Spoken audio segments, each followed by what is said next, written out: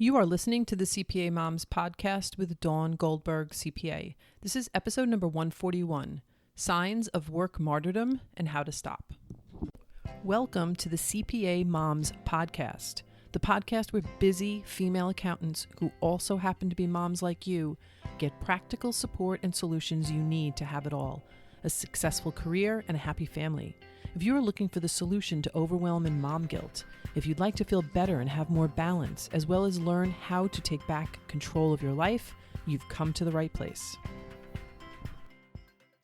Hey there, welcome back to this week's show. As always, I hope you had a great week. Before we get started, I just wanted to mention that CPA Moms is starting a virtual book club. And this is the perfect time of year where we have some free time to actually sit and read a book. So we are going to do the book club quarterly. And our first meeting is going to be, it's either going to be the first or the second Friday in July. We haven't decided yet. But if you're interested, you can definitely, we would love to have you join us. And you can find out more by joining our free Facebook community. You're going to want to go to facebook.com/groups, plural, /CPA Moms. And once you join our community, you'll be getting our newsletter. You'll get all the information about all the different things that we do with our community. And you'll also get information about joining the virtual book club. So I hope you join us. The first book that we chose is the New York Times bestseller, What We Carry. And I read this book and it was amazing. I knew that it would be such a great discussion for our community. And basically what we carry is about mothers and daughters, lies and truths, receiving and giving care, and how we cannot grow up until we fully understand the people who raised us. It's really an incredibly beautiful memoir that examines the weight that we shoulder as women, and it has an exploration of how to set our burdens down. So hope you're interested. Join us. We'd love to have you. All right, so let's get started with this week's episode. This is episode number 141, and the title is Signs of Work Martyrdom and How to Stop. And we all know the old adage about all work and no play. We've all heard that before, but for a lot of working moms and a lot of accountant moms, all work can often become an identity of ours. And when this happens, the lines become blurred between being an accountant versus being a mom. And it can create real problems when trying to have a career as well as a family. While the struggle with work-life balance obviously is not unique to the accounting profession, it is a huge struggle, especially for accountant moms who, let's face it, we're working on average in one capacity or another, whether it's professionally or personally, you're working probably 18 hours a day, 7 days a week. For a lot of working moms, the issue can then become feeling guilty at work for having to balance it all. So you wind up becoming a work martyr, wanting to prove that you can do it all. And work martyrdom can show up in various ways. For example, it's like taking work home so that you can get a jump start on everyone else. Another example is not taking all your paid time off because you're afraid it will look bad. Or not being able to delegate because you're worried that no one else can do the work as good as you. Does any of that resonate? Work martyrdom is also sneaky because it's often perceived to be normal, to be necessary, or even worse, it's rewarded. And the issue though with work martyrdom is that it hurts you and your career more than you realize. The perceived need to work harder than everyone else, especially as a woman trying to get ahead in the accounting profession, actually creates less productivity. I really want you to hear this week. The person who stays the latest, works the most hours, or has no time boundaries doesn't necessarily get more work done than everyone else. More hours spent working does not equate to more work done or higher quality work done. All right, so to get even more real with you, you could have the most billable hours out of everyone. And that still doesn't mean you'll be the best or that you'll necessarily be considered valuable. Unfortunately, so many accountant moms feel apologetic for their desire to be a working mom, that they try to make up for their feelings of guilt or self-doubt by taking on the role of work martyr, trying to prove their worth. While being dedicated is important for your professional growth, being a work martyr is going to hurt your career and your life more than you realize. What typically accompanies work martyrdom is frustration, resentment, burnout, none of which will help you achieve the success that you really want. It's really important to understand that if you're feeling insecure as an accountant and a mom, chances are you're also probably being a work martyr in order to try to overcome that insecurity. Feeling inadequate and insecure then leads you to taking on more, believing that working harder will somehow alleviate those feelings of insecurity. But the truth is that work martyrdom just means that you're trying to fix a big wound with a tiny Band-Aid. And thankfully, there is a way to address the signs of work martyrdom and to get off that road to burnout. And so this week, I'm going to discuss why work martyrdom is a problem. I'm going to talk about signs to look out for and how to stop. So let's start with why work martyrdom is a problem and the signs to look out for. Now, first off, the term martyr has always had such an altruistic ring to it. If you think about it, being a martyr is defined as someone who willingly or unwillingly is put to death on behalf of some belief, some principle, or some cause. Often it's tied to a religion. Many of these individuals who have suffered for a cause and were willing to die for it are posthumously revered for their sacrifice and their service. And although the extremism of martyrdom over the centuries has evolved, the term is still often used in our modern times to describe someone who sacrifices themselves and their time for some perceived greater good. Unfortunately, though, as women, we are already taught at a young age to make many sacrifices for others and to be happy for and accept what we're given, even if it's less than we want or we deserve. Then we become mothers, and making sacrifices takes on a whole new life of its own, putting us further and further in the back seat. So you have the messages you got growing up as a young girl. You've got the messages about what good mothers do and the sacrifices that they make. And you then add another layer of messaging about sacrifice when you become an accountant. And when that happens, the expectations of the accounting profession, mixed with your own desire for professional growth, can often lay the groundwork for work martyrdom for a lot of accountant moms.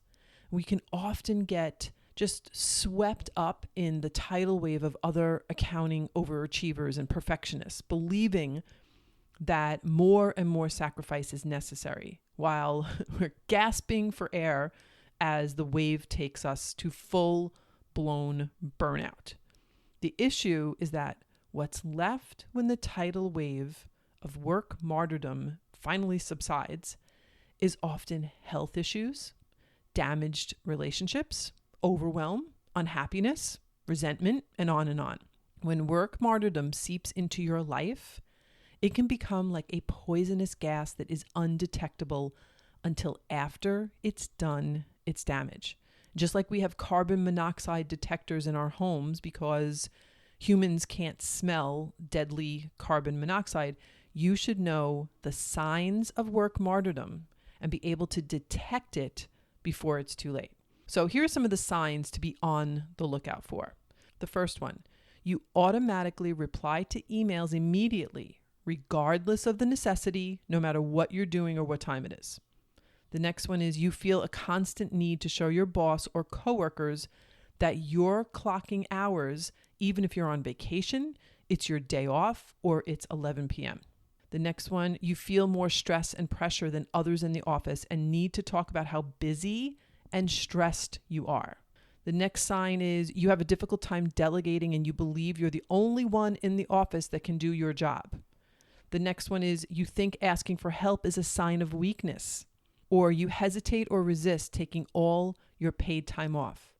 The next one, your extra efforts haven't translated to more money, a promotion, or a happy, balanced life. The next one, in social settings, all you can talk about is work. The next one is you judge others for leaving work early or taking off for family reasons. And the last one, you're devastated by constructive criticism. So these are just a few of the signs that you should be aware of, especially if your identity is wrapped up in work or you have a growing resentment towards your work. The hard truth is that being a work martyr isn't good for your health. It isn't good for your relationships, and it's definitely not good for your professional development. Unfortunately, the accounting profession tends to valorize or assign merit to people who stay late and are always available, making work martyrdom seem like it's really not a big deal. The issue is that this creates a model for what to aspire to, leaving a sea of accountants with work-life balance issues or wanting to leave the profession altogether. And while flexibility is incredibly important for accountant moms trying to have both a career and a family, if not looked at carefully, flexibility can actually backfire. The issue becomes when work demands are so high that there is no delineation between work and life, creating this quote unquote always on culture. And thankfully, when you become aware of the signs, you can also take some steps to overcoming the need to be a work martyr. So now I'm going to talk about how to stop. So if you saw yourself in any of the signs of work martyrdom that I just described, I first want you to know that it's not your fault. Again, you have the messages that you got growing up as a young girl. You've got the messages about what good mothers do and the sacrifices they make. You have the expectations of the accounting profession mixed with your own desire for professional growth. And you wonder why you might have some work martyr tendencies. So if your initial reaction is to justify the things you do in order to get ahead, I get it. I really do. But you have to stop for a second and look at the results those justifications are creating in your life. I promise you that every justification you have is just your brain's way of defending what it believes to be true, even if those beliefs aren't serving you. I've talked about this before, but your brain doesn't care that replying to emails immediately, no matter what you're doing or what time it is detrimentally affecting your relationship with your spouse or your children, and it's creating overwhelm. Your brain doesn't care that you feel more stress and pressure than others in the office and need to constantly complain about how busy and how stressed you are. Your accountant brain sees work as necessary for your existence, dramatically equating work with survival and using work to buffer negative emotions. Because of this, the first step that I want to share in stopping work martyrdom is to first look at the feelings you are trying to avoid by overworking. So the simplest way that I have helped clients do this is to not do the typical work martyr behavior for a day or a week and pay attention to how you feel. I'm going to bet that what you will feel is some version of fear, something like worry. You might feel dread. Maybe you'll feel self-doubt or anxiety. And once you know how you feel when you don't do the work martyr behaviors, you've done the most important step in stopping work martyrdom. Because the reason you've been overworking is all tied up in the avoidance of those feelings. So the truth is that you have become a work martyr in order to not feel worry, dread, self-doubt, anxiety, or any of the other negative emotions that came up when you didn't do the typical work martyr behavior. This is really important to know because the action of buffering, and I've talked about this before on the podcast, the action of buffering, which includes things like overspending, overeating, overworking, or basically really overdoing anything, is always creating a net negative effect in your life. In other words, you turn to certain behaviors in order to avoid certain feelings. So here's the key to stopping work martyrdom.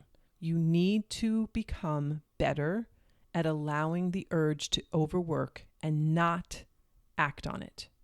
You need to become better at feeling negative emotions and not trying to replace them by feeding into that quote unquote always on culture of accounting. None of the negative emotions you're trying to avoid with overworking are a problem. They're just the result of your thoughts. The good news is that you can absolutely manage your thoughts in a way that stops the need for work martyrdom and gives you that balanced, happy life that you really want. What you believe about yourself, your value, and your worth is all going to culminate into the actions you take and the results that you get. So if you want a balanced life, you have to learn how to have a more balanced mind first. I've said this numerous times, but when you learn how to manage your mind, this is like my catchphrase, when you learn how to manage your mind, you can manage everything else. A managed mind doesn't succumb to the pressure of work martyrdom. It knows how to set boundaries, how to manage expectations, and how to have a productive but balanced career and a balanced life. So just know that you are not doomed to a life of work martyrdom when you understand how your unique accountant mom brain works and how to manage it. The best part is that when you change your relationship with work, you also change your relationship with you. So in summary, the struggle with work-life balance is not unique to the accounting profession, but it is a huge struggle, especially for accountant moms who are working on average in one capacity or another, 18 hours a day, 7 days a week. For a lot of working moms, the issue can then become feeling guilty at work for having to balance it all, so you wind up becoming a work martyr wanting to prove that you can do it all. Unfortunately, the accounting profession tends to valorize or assign merit to people who stay late and are always available, making work martyrdom seem like it's really not a big deal. The issue is that this creates a model for what to aspire to, leaving a sea of accountants with work-life balance issues or wanting to leave the profession altogether. And finally, thankfully, when you become aware of the signs, you can also take some steps to overcoming the need to be a work martyr. All right, there we have it. That was episode number 141, Signs of Work Martyrdom and How to Stop. Now, I have definitely been working on this for a while. I definitely have found myself almost needing to prove my worth over the course of my career because of being a working mom, because of the scrutiny that I felt and the flexibility that I was allowed to have. I felt like I needed to do extra work to prove my worth, that whoever I was working for was right for giving me the flexibility that I have. However, I've come a long way with that. I definitely have an issue with replying to emails even when I'm not in the office. I definitely have to work on certain things, but I think this is a huge issue for working moms. I think that we experience a lot of guilt by virtue of the fact that we have children and we have other things that we have to balance, and that our career isn't our only focus in our lives, that we have a career and a family. And so I think that can lend itself to this sneaky way of basically us justifying certain behaviors that create work martyrdom. And then when work martyrdom kicks in and we start to justify that and we believe that it's necessary, then we are just caught in the trap of overworking, stress, and then eventually burnout. And I hear from a lot of accountant moms that they're just ready to walk away from the profession altogether. So I hope this was helpful. I hope that you start to look at the signs, maybe identify with some of the signs, and then take the steps that I had mentioned in this podcast. All right. And please share this with anybody that you think would benefit from some information about work martyrdom and how to stop. All right, guys, have a great week, and I'll talk to you next week. Bye-bye. Thank you so much for joining me today. If you like what you heard, be sure to click subscribe on your podcast app so you never miss an episode. At CPA Moms, we pride ourselves on being the e-harmony of the accounting world, making it possible for business owners to have their accounting needs met by amazing CPAs that are moms just like you. Whether you are an accountant interested in growing your own solo mompreneur business, or perhaps you are looking for flexibility to work from home, or maybe you are looking to grow your current firm or team, CPA Moms has what you are looking for. Check us out at cpa-moms.com.